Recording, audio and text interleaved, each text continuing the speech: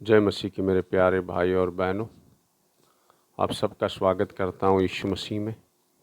आज वचनों के द्वारा हम सीखेंगे बाइबल से कि नूह और लूत का दिन कैसा था और प्रभु क्या कह रहा है। क्योंकि प्रभु ने कहा उसके आने से पहले, यानी कलीसिया उठा ले जाने से पहले, जब प्रभु बादलों में आएगा कलीसिया को लेके जाने के लिए, उससे पहले उन्होंने क्या कहा कि नूह के दिन होंगे और लूत के दिन होंगे। आओ हम ये लूका की अध्याय 17 से शुरुआत करते हैं और वचन 28 से 30 पढ़ते हैं। और जैसे लूत के दिनों में हुआ था कि लोग खाते पीते, लेन देन करते, पेड़ लगाते और घर बनाते थे, परंतु जिस दिन लूत सोदोम से निकला उस दिन आग और गंधक आकाश से बरसी और सबको नाश कर दिया। मनुष्य के पुत्र के प्रकट होने के दिन भी ऐसे ही होंगे। तो हमने 28 से 30 पढ़ा मगर लूत के बारे में, और 26 और 27 अगर पढ़ेंगे, जैसे नूह के दिनों में हुआ था वैसे मनुष्य के पुत्र के दिनों में भी होगा। जिस दिन तक नूह जहाज पर न चढ़ा उस दिन तक लोग खाते पीते थे और उनमें ब्याह शादी होती थी। तब जल प्रलय ने आकर उन सब को नाश किया। तो क्या देखते हैं कि उन दिनों में ब्याह करना, खाना पीना सब नॉर्मल, जब तक परमेश्वर का न्याय और दंड न आया। जैसे प्रलय आया नूह के समय में और लूत के समय में, स्वर्ग से परमेश्वर ने आग और गंधक बरसाया दो नगरों पे। तो परमेश्वर क्या बता रहा है यहाँ पे, क्या सिखा रहा है हमें कि आज भी सब वैसे ही हो रहा है। खाना पीना जो हमारा काम है, शादी ब्याह, मगर उन दिनों में क्या हुआ, परमेश्वर ने नूह के दिन, अभी नूह के बारे में हम देखते हैं कि नूह के बारे में हम दोनों शख्स के बारे में, दोनों पुरुष के बारे में देखेंगे। नूह और लूत के बारे में उस समय कैसा था और उनके परिवार के बारे में हम जानेंगे और उदाहरण देखेंगे। तो सबसे पहले हम उत्पत्ति के अध्याय 6 और 9 पढ़ेंगे तो परमेश्वर नूह के बारे में क्या कहता है। नूह की वंशावली यह है। नूह धार्मिक पुरुष और अपने समय के लोगों में खरा था और नूह परमेश्वर ही के साथ साथ चलता रहा। तो नूह का जीवन कैसे था? परमेश्वर कह रहा है कि वो अपने समय का खरा पुरुष था, धर्मी पुरुष था और परमेश्वर के साथ साथ चलता था। यानी परमेश्वर के साथ सहभाग्यता थी, परमेश्वर का भय था, परमेश्वर का आज्ञा पालन करके चलने वाला वो परमेश्वर का धर्मी मनुष्य था।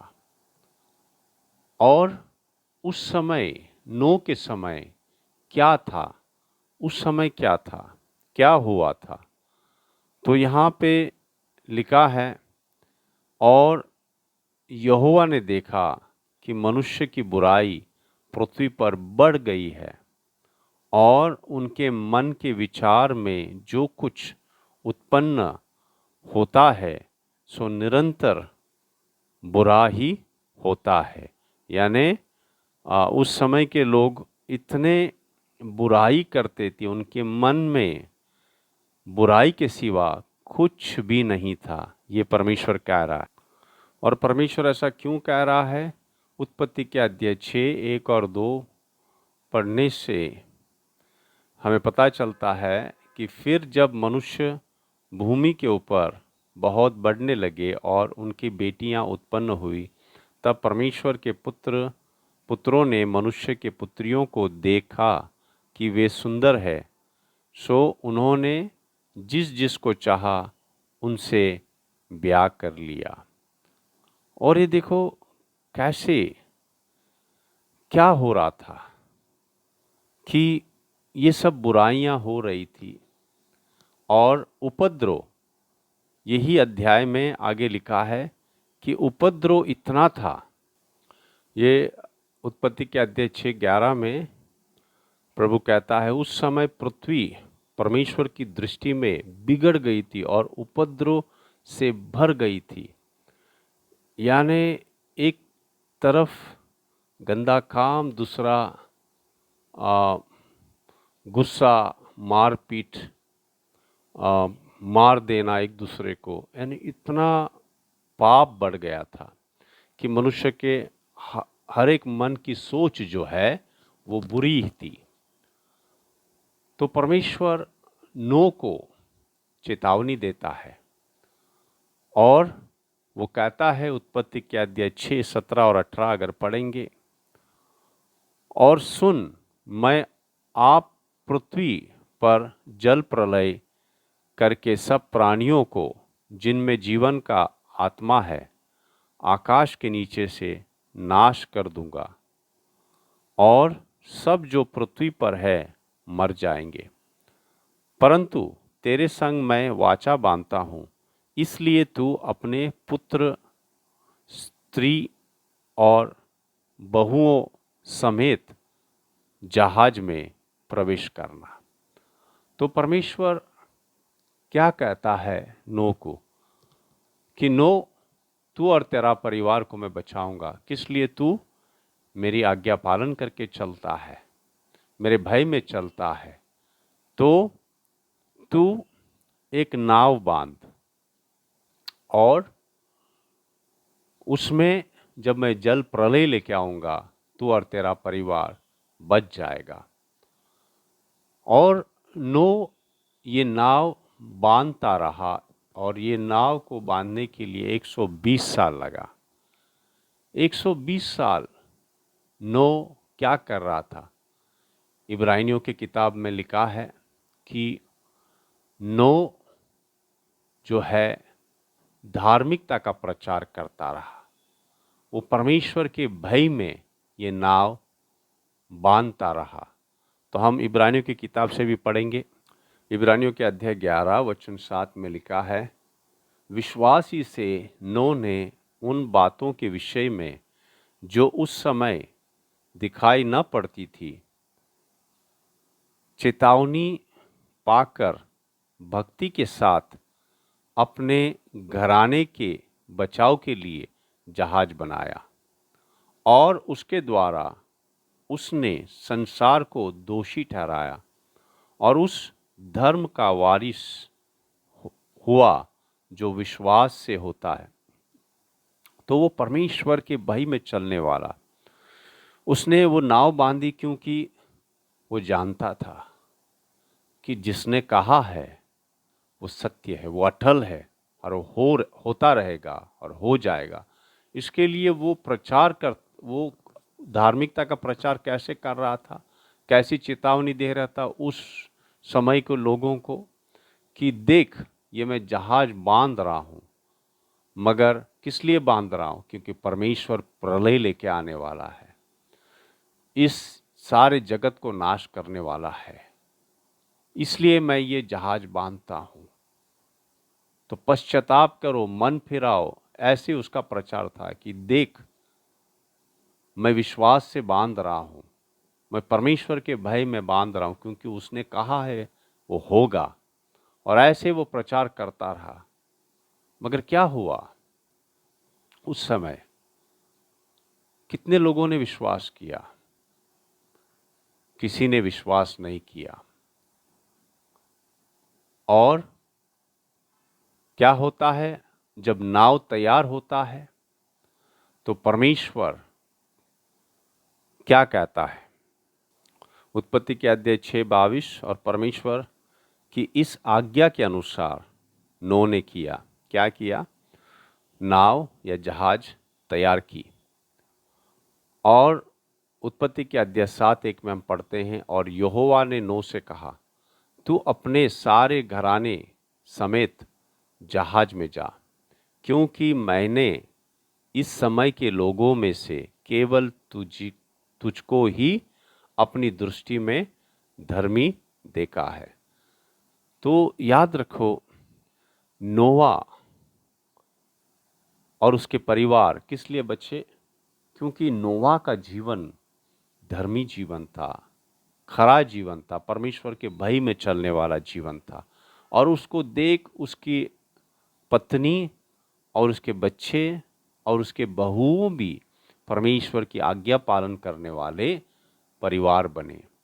तो यही नूह के परिवार ने उसे मदद की ये जहाज बांधने के लिए, क्योंकि उनको भी विश्वास था कि जो परमेश्वर ने नूह से बात की है वो होगा ज़रूर।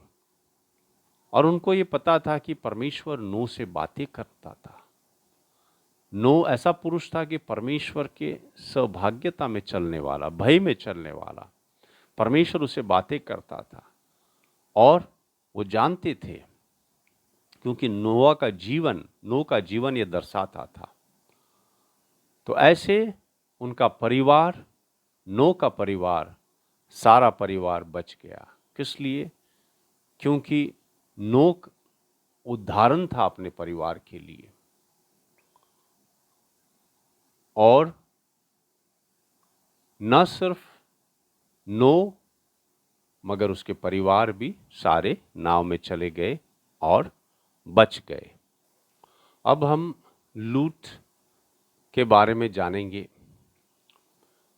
तो उत्पत्ति के अध्याय 12 में परमेश्वर अब्राहम को बुलाता है कि वो अपने लोगों से, अपने घराने से, अपने देश से अलग हो और बाहर आए कि जहाँ प्रभु उसको लेके जाना चाहता है। तो अब्राहम ने परमेश्वर की आज्ञा पालन की। मगर यहाँ पे क्या होता है? उत्पत्ति के अध्याय 12:4 में अगर हम पढ़ेंगे, यहोवा के इस वचन के अनुसार अब्राहम चला और लूत भी उसके संग चला, उसके साथ चला। और जब अब्राहम हरान देश से निकला, उस समय वो 75 वर्ष का था। तो यहाँ पे परमेश्वर ने लूत को नहीं बुलाया था, वो अब्राहम का भतीजा था। मगर जब अब्राहम अपने देश छोड़, अपना परिवार छोड़, अपना घराना छोड़ वो निकला, तो लूत भी उसके साथ में निकला। तो परमेश्वर की बुलावट नहीं थी लूत के लिए, मगर वो अब्राहम के साथ निकला। और लूत जो है, अब्राहम के वजह से वो धनवान हुआ। अगर हम पढ़ेंगे उत्पत्ति के अध्याय 13:7 से 13 तक, सो अब्राहम और लूत की भेड़ बकरी और गाय बैल के चरवाओं के बीच में झगड़ा हुआ। और उस समय कनानी और परिजी लोग उस देश में रहते थे। तब अब्राहम लूत से कहने लगा, मेरे और तेरे बीच और मेरे और तेरे चरवाओं के बीच में झगड़ा न होना पाए, क्योंकि हम लोग भाई बंधु हैं। क्या सारा देश तेरे सामने नहीं? सो मुझसे अलग हो। यदि तू बाईं ओर जाए तो मैं दाहिनी ओर जाऊंगा, और यदि तू दाहिनी ओर जाए तो मैं बाईं ओर जाऊंगा। तब लूत ने आंख उठाकर यरदन नदी के पास वाली सारी तराई को देखा कि वह सब सींची हुई है। और जब तक यहोवा ने सोदोम और गोमोरा को नाश न किया था, तब तक सोअर के मार्ग तक वह तराई यहोवा की वाटिका और मिस्र देश के समान उपजाऊ थी। सो लूत अपने लिए यरदन की सारी तराई को चुन के पूर्व की ओर चला और वे एक दूसरे से अलग हो गए। अब्राहम तो कनान देश में रहा, पर लूत उस तराई के नगरों में रहने लगा और अपना तंबू सोदोम के निकट खड़ा किया। सोदोम के लोग यहोवा के लेके में बड़े दुष्ट और पापी थे। तो हम क्या देखते हैं कि लूत जो है उसका स्वभाव सही नहीं था। वो एक समझौता करने वाला मनुष्य था, लालची मनुष्य था। और जब उसके चरवाहा झगड़ रहे थे तो उन्होंने नहीं कहा अपने चरवाहों से, देख ये सारा धन जो मेरे पास है मेरे चाचा अब्राहम के वजह से है, तो आपने नहीं झगड़ना है, हम एक साथ रहेंगे। नहीं, वो ऐसा उन्होंने नहीं कहा। किस लिए? वो समझौता करने वाला आदमी था और लालची मनुष्य था। तब अब्राहम क्या कहता है कि देख भाई, तेरे और मेरे बीच में लड़ाई नहीं होना है। तो अब्राहम का स्वभाव देखो, एक धार्मिक पुरुष, परमेश्वर का आज्ञा पालन करने वाला। वह अपने भतीजे को भाई कहता है और वो कहता है, देख सारा जगह तेरे सामने है, जो चाहिए तो ले ले, मगर हम में झगड़ा नहीं होना है। तो परमेश्वर के भय में चलने वाला धर्मी मनुष्य का ऐसे स्वभाव होता है। वो लड़ाई नहीं चाहता, उसको कोई लालच नहीं है। मगर लूत क्या करता है, सामने जो तराई देखी उसने यरदन नदी के पास, सींची हुई पानी से हरियाली और उपजाऊ थी, तो उसने वो ले लिया,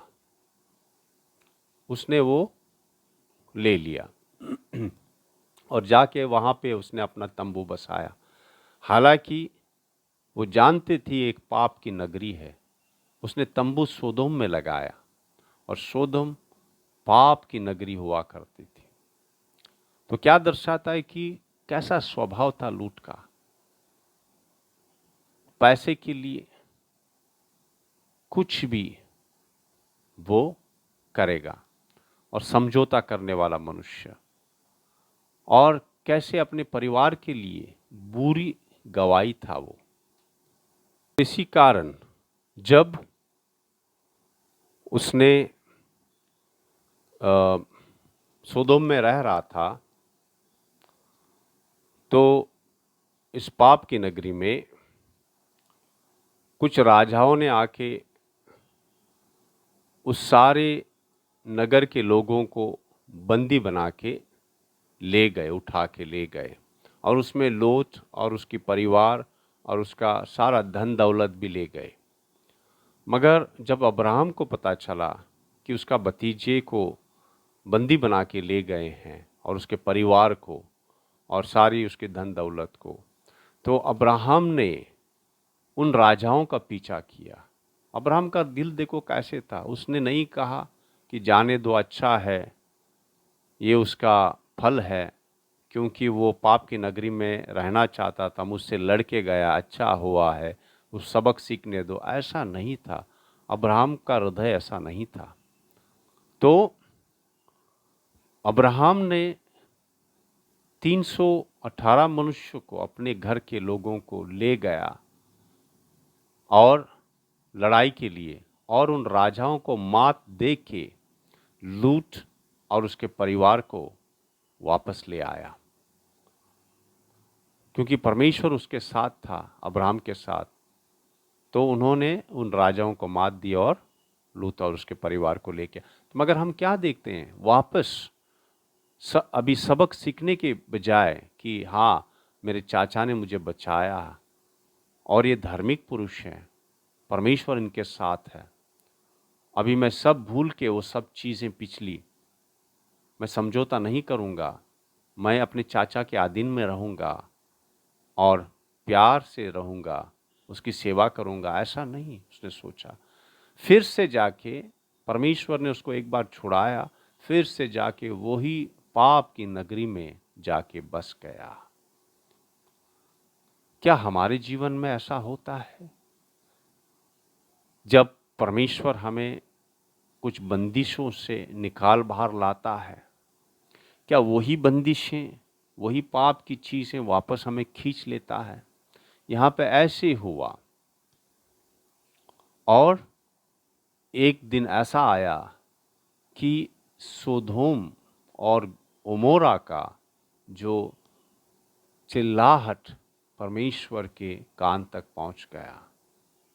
परमेश्वर के कान तक पापों की सारे कारनामे पहुंच गए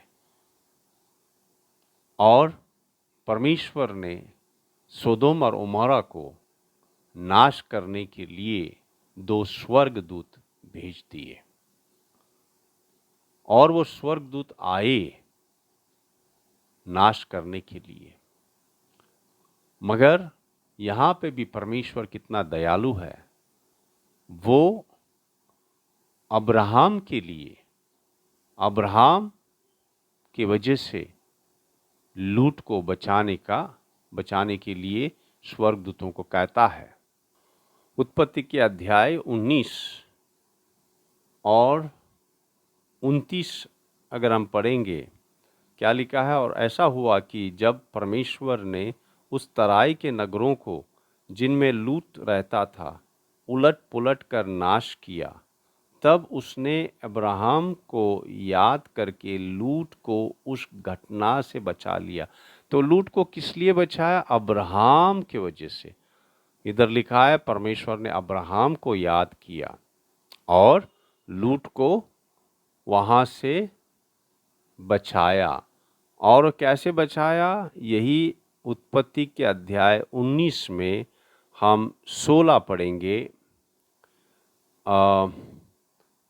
पर वह विलंब करता था, इससे उन पुरुषों ने उसका और उसकी पत्नी और दोनों बेटियों का हाथ पकड़ लिया, क्योंकि यहोवा की दया उस पर थी और उसको निकालकर नगर के बाहर कर दिया।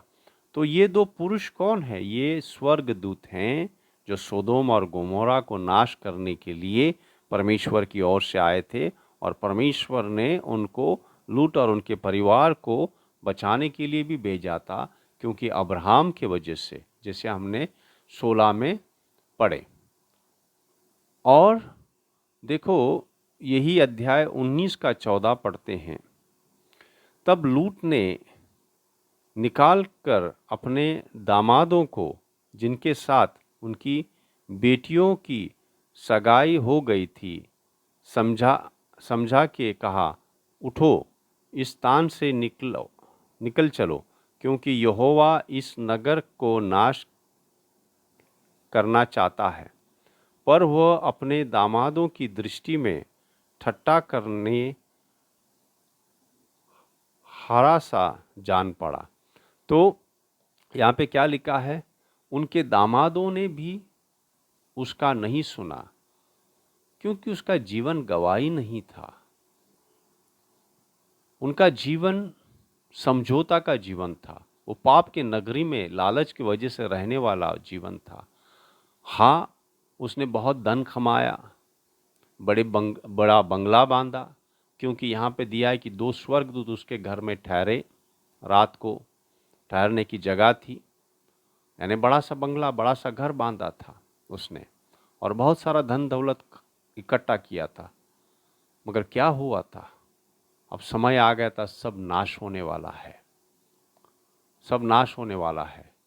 और उनके दामादों ने भी उनका ठट्ठा उड़ाया, उनका मजाक उड़ाया। जब वो कहने लगे कि चलो तुम भी, वो उनका बात मानने के लिए तैयार नहीं थे। फिर जब स्वर्गदूत और उसके स्वर्गदूत ये सारे परिवार को बाहर लेके चलते हैं इस नगर से बाहर और कहते हैं दौड़ो दौड़ो अपने जान के लिए, भाग जाओ, क्योंकि ये दोनों शहर नाश होने वाले हैं, भाग जाओ और पीछे मुड़ के न देखो। मगर हम क्या पढ़ते हैं उत्पत्ति के अध्याय 19 और 26 में, लूत की पत्नी ने जो उसके पीछे थी दृष्टि फेर के पीछे की ओर देखा और वो नमक का खंबा बन गई। अभी स्वर्गदूतों ने उनको बाहर ले आया था, उनको सिर्फ भागना था उस नाश से जो परमेश्वर सोदोम और ओमोरा में लाने वाले थे। मगर लूत की पत्नी का दिल अभी भी उन नगरों में बसा हुआ था, सोदोम में बसा हुआ था। किस लिए? उसके दिल में अभी भी लालच थी उस संसार की चीज़ों का कि मेरे इतने सोने के दागिने हैं, इतना सारा धन दौलत है मेरा वहाँ पे। तो उसका दिल कहाँ पे था? जैसे प्रभु यीशु मसीह कहते हैं, जहाँ तुम्हारा दिल होगा वहीं तुम्हारा धन होगा, या जहाँ तुम्हारा धन होगा वहीं तुम्हारा दिल होगा। तो उसका धन जो है सोदोम में था और उसका दिल जो है उस धन पे लगा हुआ था लूत की पत्नी का। और वो पीछे मुड़ के देखती है और क्या होती है? नमक का खंबा बन जाती है। और फिर हम जानते हैं कि लूत उनके 2 बेटियों के साथ में तो बच के निकल जाते हैं, मगर उनकी बेटियां इतने घिनौना काम करते हैं लूत के साथ में। जो दिया है कितना शर्मनाक है। तो क्या होता है? सारा परिवार उनका नाश हो गया। किस लिए? लूत का जीवन ऐसा था, समझौता वाला जीवन, लालची जीवन। हो सकता है आखिरी अंत जीवन के इस सोदोम और गोमोरा को नाश करने से कुछ वक्त पहले हो सकता है उसने अपना जीवन का मुख मोड़ दिया और परमेश्वर के भय में चलते रहे। मगर वो समय बहुत बीत गया था जहाँ पे ना उसकी पत्नी उसके जीवन से कुछ सीख पाई, ना उनकी बेटियाँ, और सारा परिवार नाश हो गया। सिर्फ लूत बच गया। आज लूत को अगर स्वर्ग में हम पूछेंगे या समझो स्वर्ग में है तो क्या उसकी दशा होगी कि सारा उसका परिवार नाश हो गया, सिर्फ वो ही स्वर्ग राज में प्रवेश कर पाया। तो इन दो परिवारों से हम क्या सीखते हैं? याद रखो कि समय बहुत ही निकट है, परमेश्वर का आना बहुत निकट है। और जैसे उन दिनों में नो और लूत के समय में हो रहा था वैसे आज भी हो रहा है। कितना उपद्रव है, कितनी गंदगी है, कितना बेविचार है, जिसको हम सेक्सुअल इमोरलिटी कहते हैं। कितनी गंदगी है, पुरुषगामी, स्त्रीगामी, ये सब खुलेआम हो रहा है। मीडिया पे, यूट्यूब पे कितनी गंदगी है जो बच्चे भी जो मासूम है वो देखते हैं और बहक जा रहे हैं। और आज की मीडिया के द्वारा, फिल्मों के द्वारा क्या क्या हो रहा है। तो हमने संभालना है और हमारे परिवार को संभाले रखना है, अपने बच्चों को, कि वो संसार का न देखें और संसार हमारे घरों में मीडिया के द्वारा, टेलीविज़न के द्वारा न आए, जो कोई फायदे का नहीं है। और हमारा परिवार कैसे होना है? नो की तरह, परमेश्वर के भय में चलने वाला। जैसे परमेश्वर क्या कहता है नोह के बारे में, इब्रानियों के अध्याय 11:7 में भी हम पढ़े कि कैसे उसने परमेश्वर के भय में, उस विश्वास से उसने नाव बांधी, क्योंकि वह जानता था कि जिसने वो कहा है वो होता रहेगा। और उसका परिवार भी परमेश्वर के भय में चलने वाला परिवार था। किस लिए? क्योंकि नोह का जीवन उदाहरण था अपने परिवार के लिए, मगर लूट के लिए उसका चाचा उदाहरण था, मगर उसने लिया नहीं। उसको लालच, समझौता, गंदगी में बसना उसकी इच्छा थी, और अंत में सब कुछ उसने खो दिया।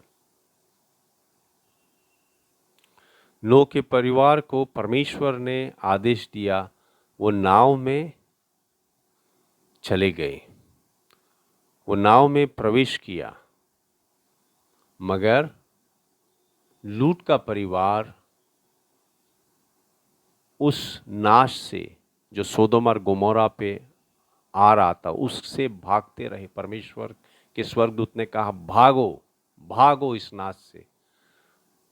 तो नोह का परिवार शांति और आनंद से उस नाव में प्रवेश किया, उस जहाज में प्रवेश किया जो प्रलय से उनको बचाया।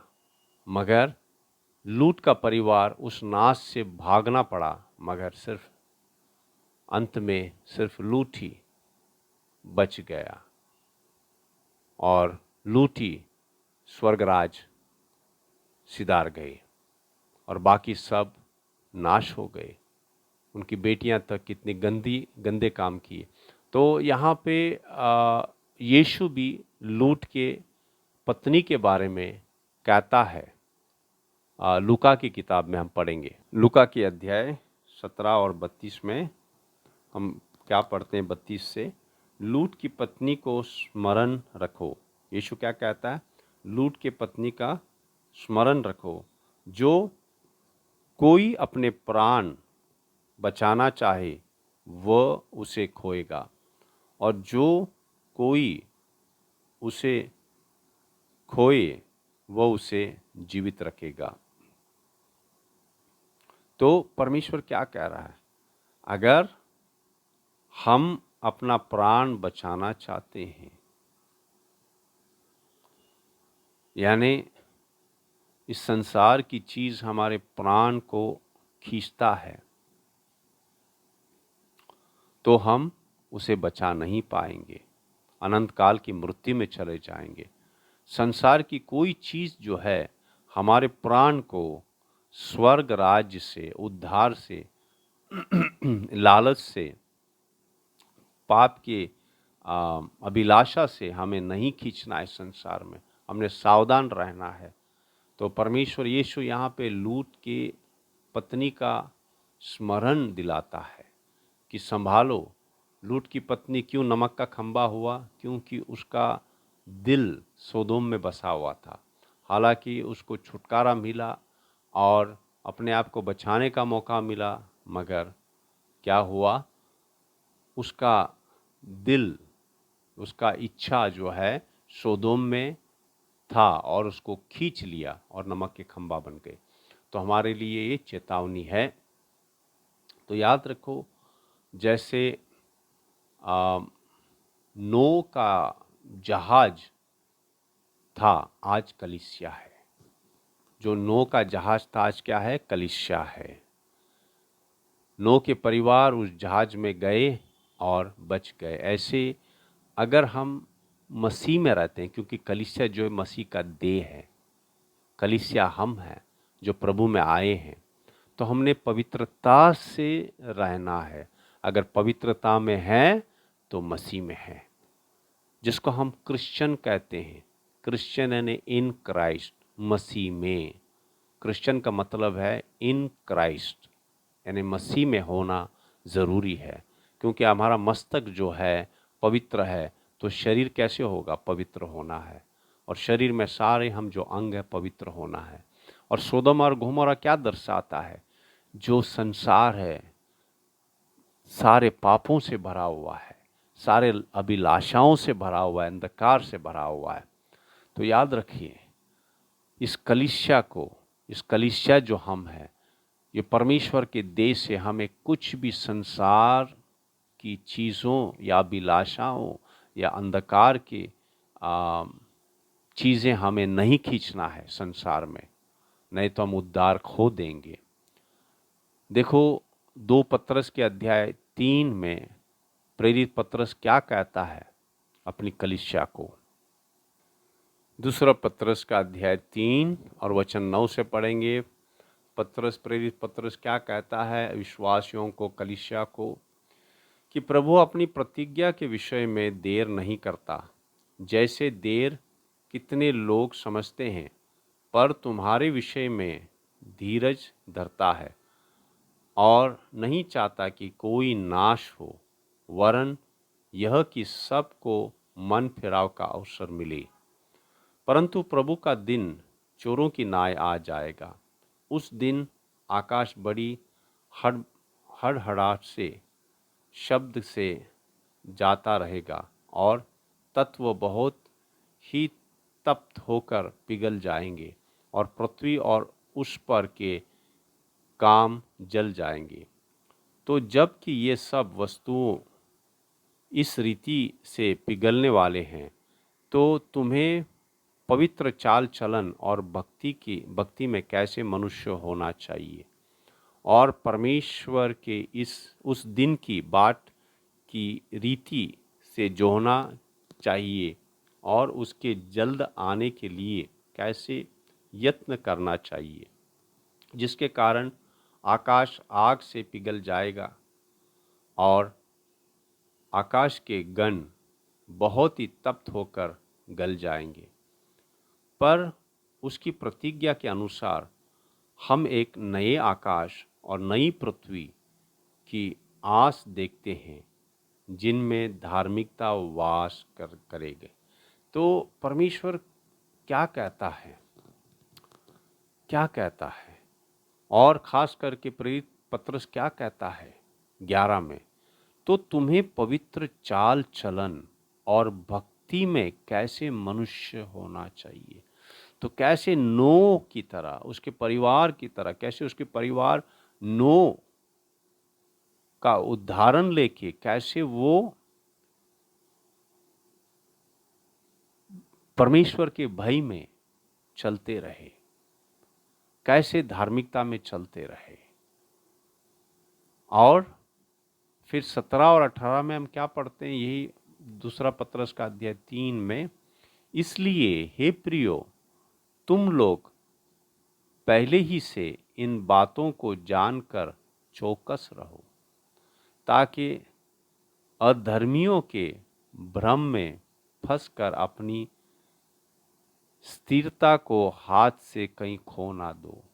यानी वो कहता है अपने उद्धार को खो ना दो पाप में जी के, जीवित परमेश्वर से दूर होके, अपने हृदय को कठोर करके अविश्वास में मत चले जाना। यही प्रेरित पतरस कहता है कि संसार की चीज़ें, संसार की अभिलाषें, अंधकार के काम हमें खींचकर अविश्वास में ले जाके हमारा हृदय को कठोर करके हम विश्वास से गिर ना जाएं। और 18 में, पर हमारे प्रभु और उद्धारकर्ता यीशु मसीह का अनुग्रह और पहचान में बढ़ते जाओ, जिसकी महिमा अब भी हो और युगान युग होती रहे। आमीन।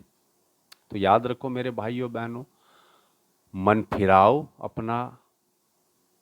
अपने जीवन में, अपना जीवन प्रभु की ओर मोड़ो, पश्चाताप करो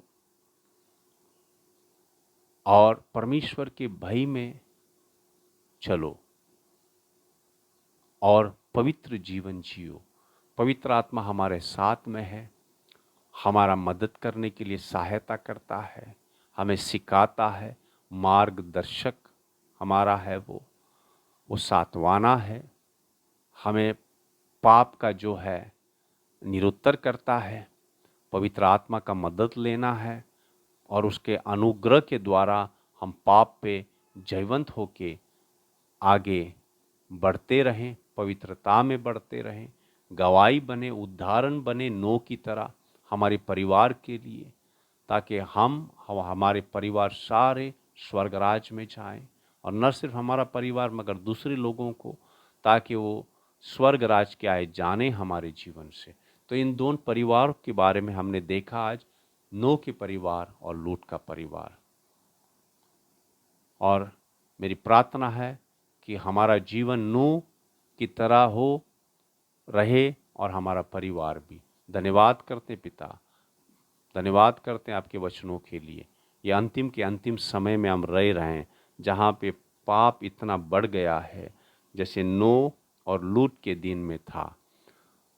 प्रभु, हमें आपके भय में चलाओ। हाँ प्रभु यीशु, हाँ प्रभु। पिता परमेश्वर, हमारी ये प्रार्थना है, प्रभु आपका अनुग्रह उंडेल दो हमारे ऊपर। पवित्र आत्मा, हमें यीशु की महिमा करने के लिए हमारे जीवन से मदद करो, और हमारे जीवन में सिर्फ यीशु और यीशु को ही हम उठाएं, और हमारा जीवन नूह की तरह धार्मिक, परमेश्वर के भय में चलने वाला, परमेश्वर का आज्ञा पालन करने वाला ऐसे बनाओ, ताकि हम और हमारा परिवार सारा बच जाए, और हम गवाह बने दूसरों के लिए, और दूसरों को भी स्वर्ग के राज में लेके आए। धन्यवाद करते, यीशु के नाम में प्रार्थना करते हैं, आमीन।